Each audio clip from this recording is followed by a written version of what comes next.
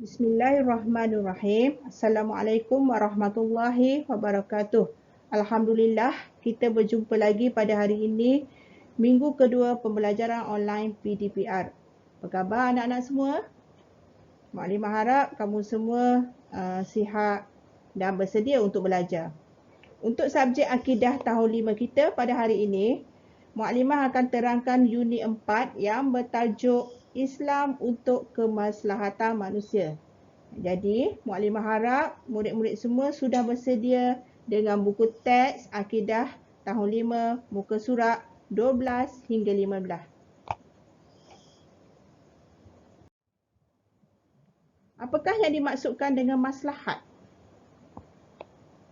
Maslahat adalah memelihara kebaikan dan kepentingan diri manusia.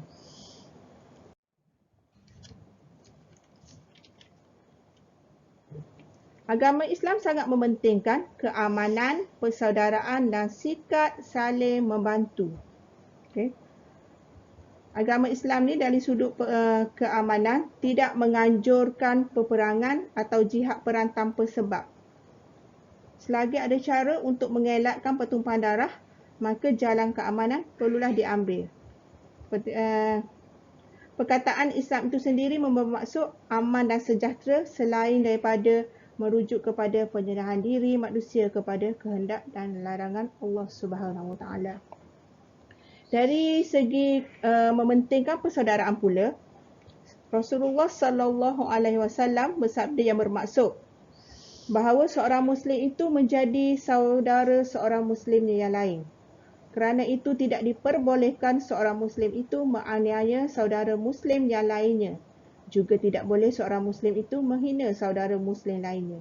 Dan barang siapa memberikan pertolongan, yakni memenuhi hajat keperluan saudaranya, maka Allah pun memenuhi dan menyelesaikan segala keperluan hajatnya. Dan barang siapa yang memberikan kemudahan atau memberikan kelampangan bagi kesusahan seorang Muslim, nescaya Allah akan melapangkan kesusahannya di hari kiamat. Jadi inilah rahsia bahawa orang-orang Islam yang menjadikan ikatan persaudaraan itu sebagai benteng perpaduan ummah. Okay. Dan yang ketiga adalah sikap saling membantu.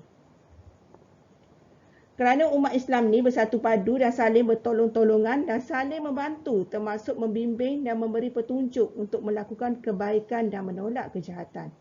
Saling berkasih-kasihan dan membentuk satu pertahanan ataupun benteng yang sangat kuat dan kukuh dan sukar untuk dipecah belahkan. Kerana itulah juga Rasulullah Sallallahu Alaihi Wasallam menjadikan kaum Ansar dan Muhajirin adalah bersaudara. Dengan ikatan muhibah tersebut, akhirnya segala usaha dan rancangan mengembangkan agama Islam ini menjadi kuat dan berjaya kerana mendapat sokongan dan dukungan pengikut-pengikut baginda Rasulullah Sallallahu Alaihi Wasallam yang sentiasa dan bersatu hati. Okey, anak-anak murid sekalian, kita perlu ingat bahawa umat Islam yang berpecah belah, tiada perpaduan, tiada silaturahim menyebabkan tiada kekuatan. Menjadi umat yang lemah dan rapuh. Contoh yang boleh menjadi iktibar terlalu banyak.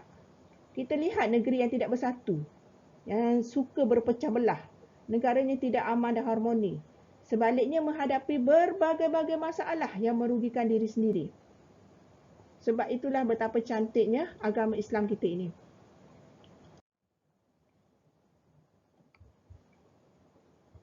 Allah telah mengutuskan Rasulullah Sallallahu Alaihi Wasallam sebagai penyampai risalah Islam. Telah dibuktikan ataupun dalilnya dalam surah Al-Anbiya ayat 107 yang bermaksud ayat 107 wa ma arsalnaka illa rahmatan lil alamin. Maksudnya dan tiadalah kami mengutuskan kamu Muhammad melainkan sebagai rahmat bagi seluruh alam. Okay, kita tengok sini murid-murid sekalian, kita tengok contoh-contoh kemaslahatan.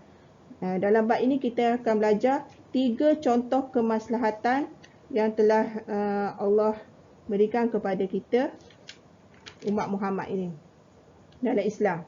Pertama, pengharaman judi dan arak. Adakah murid-murid sekalian tahu apa maksud arak? Arak, alkohol kan? Arak tu adalah daripada alkohol, campuran alkohol. Minuman yang memabukkan, yang diperbuat daripada perahan buah-buahan yang diperam. Peram ni maknanya perahan buah-buahan tu dia peram lama, sampai bertahun-tahun pun ada. Semakin lama arak tu disimpan, semakin mahal harganya. Terdapat bermacam-macam jenis arak. Kita orang Islam ni memang kita menjauhkan diri kita daripada arak kan. Kita memang tak tahu pun nama-nama arak tu. Tapi kenapa Allah mengharamkan? Apakah hikmah daripada larangan meminum arak dan berjudi ni? Yang pertama, untuk memelihara akal manusia, kewarasan akal manusia. Kalau minum arak ataupun isap dadah ke, minum arak samalah, lebih kurang semua tu adalah perkara-perkara yang memabukkan. Dia akan menjadikan akal manusia ni tidak normal, tidak logik. Banyak kes-kes pembunuhan yang berlaku kesan daripada arak ataupun dadah, menunjukkan bahawa sekiranya manusia terlibat dengan arak, ambil arak ataupun judi ni, manusia akan hilang kewarasan akal mereka. Begitu juga dengan judi, kan? Biasanya judi ni akan menyebabkan permusuhan ataupun perkelahian. Orang nak berjudi, judi ni dia guna duit kan, dia guna wang. Jadi akan pinjam dengan alung, akan pinjam duit tu dengan alung. Kemudian alung cari. Alung ni orang yang bagi pinjam duit secara haram. Bukan bank orang. Biasanya gitulah, orang yang banyak duit, dia jadi alung, dia bagi pinjam duit dan mengenakan bunga yang banyak. Ya, orang yang judi ni dia akan guna duit ni lah, duit pinjaman ataupun duit gaji dia sendiri untuk berjudi. Jadi benda ni akan menyebabkan masyarakat tidak berdaya maju. Bila masyarakat tidak berdaya maju, negara kita pun akan tidak tenteram. Berlaku permusuhan, berlaku perkelahian. Kemudian orang yang minum arak ataupun hisap dadah ni, dia mental dan fizikalnya memang tidak sihat kan, kalau kita tengok. Jadi tidak terurus. Jadi hikmah larangan kemaslahatan pengharaman zina dan bunuh diri ni untuk menjamin keharmonian keluarga dan masyarakat juga, selain daripada memelihara kemuliaan keturunan manusia. Ya. Dan yang ketiga, kesan daripada pengharaman, kesan daripada judi dan arak ni juga akan membazir harta, masa, tenaga, akan menjatuhkan maruah diri dan juga keluarga mereka.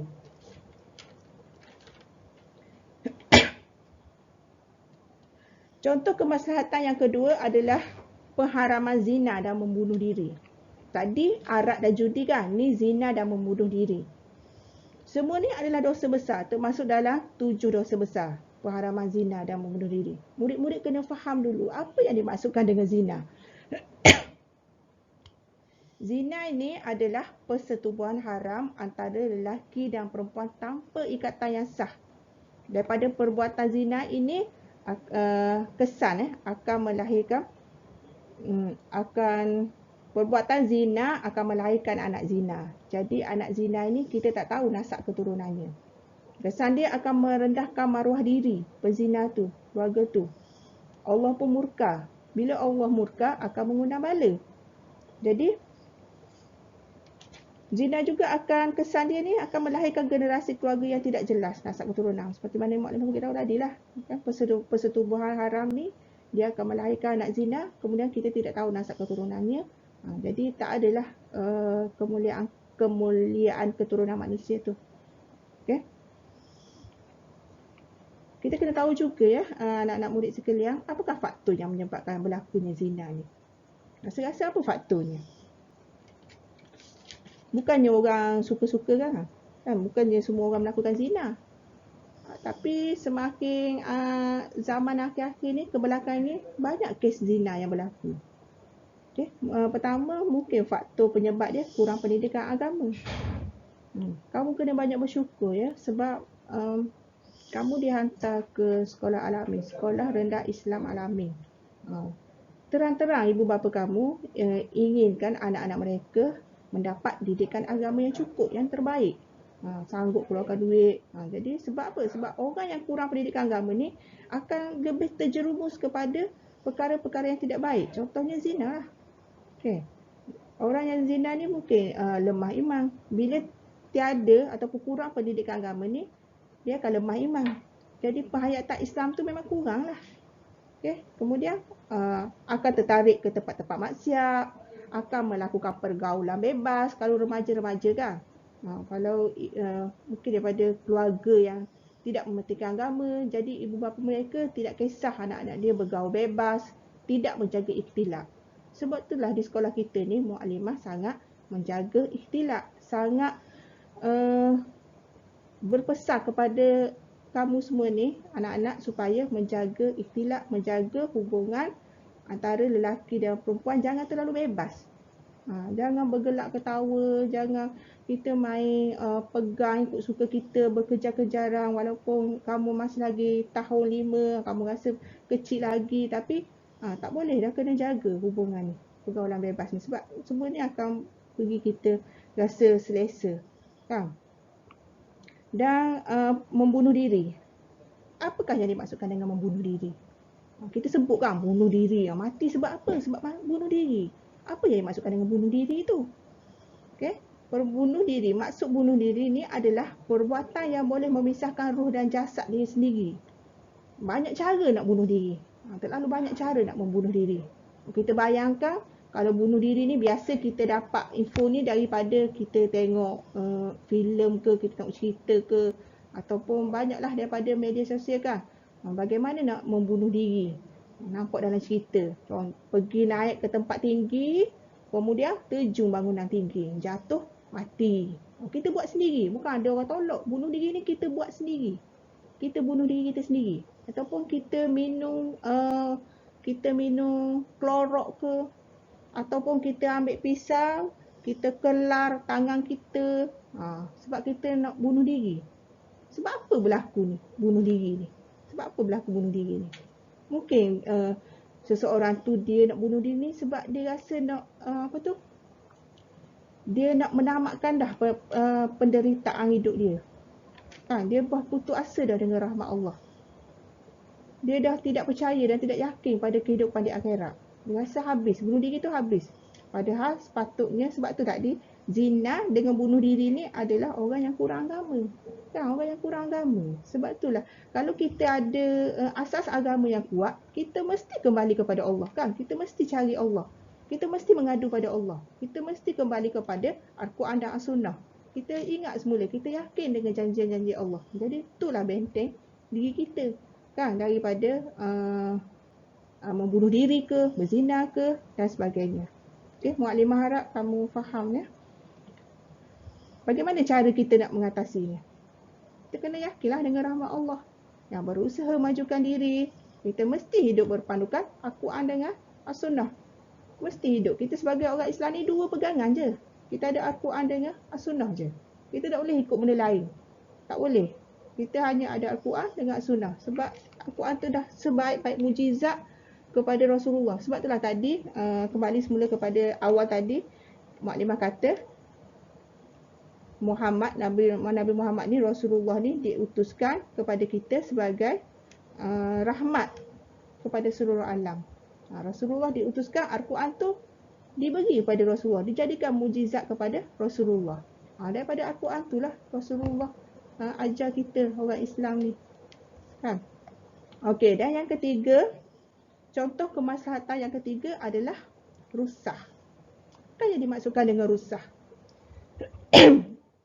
Rusah ni adalah keringanan untuk perkara-perkara tertentu. Islam ni mudah, keringanan untuk perkara-perkara tertentu. Contoh yang Muaklimah tunjuk sini adalah solat jamak dan qasar untuk orang bermusafir. Kalau kita pergi balik kampung, contoh hari raya kan, kamu duduk di Kemaman, kamu nak balik kampung di Johor, 7 jam perjalanan. Okey.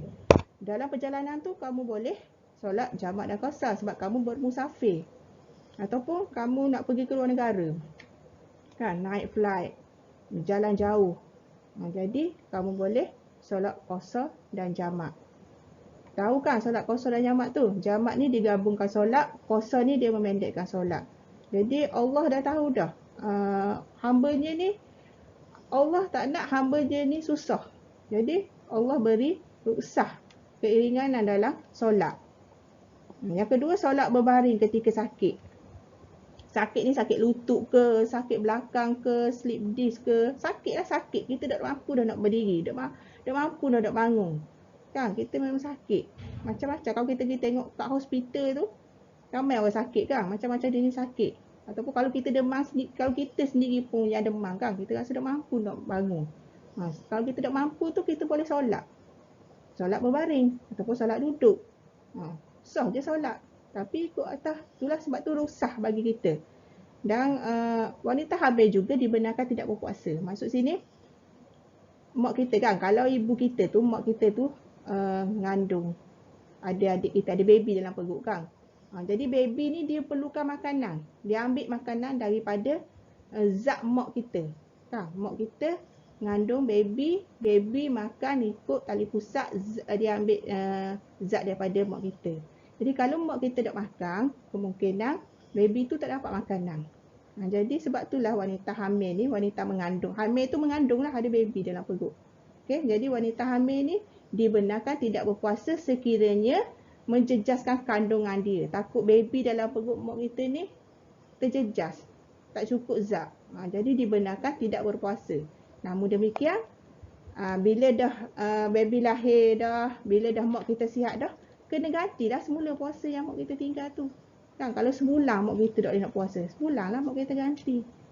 Jadi memang gitulah cara dia. Kalau Mak Limah bagi contoh yang paling mudah. Kalau kita tengok contoh semasa sekarang ni kan musim Covid kan, rusah. Musim Covid ni kita tengok petugas barisan hadapan ataupun frontliner. Frontliner ni ramai kan, frontliner hospital, frontliner jalan raya tu macam polis kan, jaga sekatan jalan raya. Kita ambil contoh frontliner yang bertugas di hospital, para doktor, para nurse, misi kan, nurse tu misi lah. Mak Limah percaya ada dalam kalangan kamu ni yang mak dia jadi doktor kan, jadi ada yang mak dia jadi nurse, ada yang mak dia jadi misi, doktor. Jadi frontliner ni sekarang ni wajib memakai PPE sepanjang tempoh mereka bertugas. Nak bertugas, nak terima, nak rawat pesakit Covid ni kena pakai PPE. Tahu kan PPE tu apa? Personal Protect Equipment kan. Mask. Kemudian kalau kita kena pakai mask je kan. Sebab kita bukan frontliner, tapi frontliner kat hospital yang menguruskan pesakit Covid ni, mereka pakai berlapis-lapis pakaian. Rusah untuk mereka ni kan. Bila dah pakai PPE tu, macam-macam face shield lah, yang baju plastik tu lah, sarung tangan, sarung kaki, berlapis-lapis untuk mengelakkan jangkitan kan. Jadi cuba kamu bayangkan frontliners ni, para frontliners ni, para petugas hadapan ni. Kalau bertugas daripada pagi sampai, kalau bertugas 12 jam, daripada pukul 10 pagi sampai ke 6 petang. Jadi ada 2 solat situ yang mereka kena solat. Ni untuk frontliner orang Islam lah, masuk Mak Limah kan. Rusah ni untuk orang Islam. Jadi frontliner ni dia ada ruksah dalam menunaikan solat. Sebab kalau mereka nak berwuduk, mereka boleh wuduk sapu pada hoof je, yang kaki dia tu kan, sapu pada kasut dia tu, nak gantikan basuhan pada kaki. Ataupun mereka boleh jamak, solat jamak tamam. Solat jamak tamam ni gabungkan solat kan. Susah nak kita boleh bayangkan sendiri, kita tak berada di tempat mereka, tapi daripada bacaan, daripada berita-berita, daripada perkongsian dalam Facebook, kita boleh tahu bagaimana keadaan frontliner ni, petugas hadapan ni. Jadi masa mereka terlalu pack, terlalu padat frontliner ni. Jadi mereka bolehlah rusah ni bolehlah untuk mereka kan. Boleh solat taman Zuhur, solat dengan Asar, ataupun Maghrib, solat dengan Isyak, digabungkan. Taman ni digabungkan tanpa pendek. Ataupun kalau mereka tak boleh wuduk, tak boleh bertayamum, masa waktu solat dah masuk kan, waktu solat Zuhur dah masuk, waktu solat Asar dah masuk Tapi masa tu mereka dah tak boleh nak berwuduk, tak boleh nak tayamum dengan keadaan diri mereka tu kan. Dengan dah pakai PPE, nak buka pula, nak ni semua, mereka dibolehkan solat hormat waktu. Solat hormat waktu ni adalah solat yang dia tak ada wuduk, tak boleh tayamum. Dia kena solat ikut pergerakan solat. Kemudian kena ganti semula solat yang betul. Bila dah habis kerja nanti, nanti solat semula, qada semula. Tu rukhsah untuk mereka. Boleh solat duduk, boleh solat duduk mereka. Tengok pada keadaan lah. Sebab Rasulullah SAW sendiri bersabda, sesungguhnya agama Islam ni mudah. Jadi janganlah seseorang itu menyusahkan. Janganlah seseorang daripada kamu tu menyusahkan. Rasulullah kata sendiri, agama Islam ni mudah. Jadi janganlah kita nak buat perkara tu semakin sukar, semakin susah. Kan? Jadi gitulah.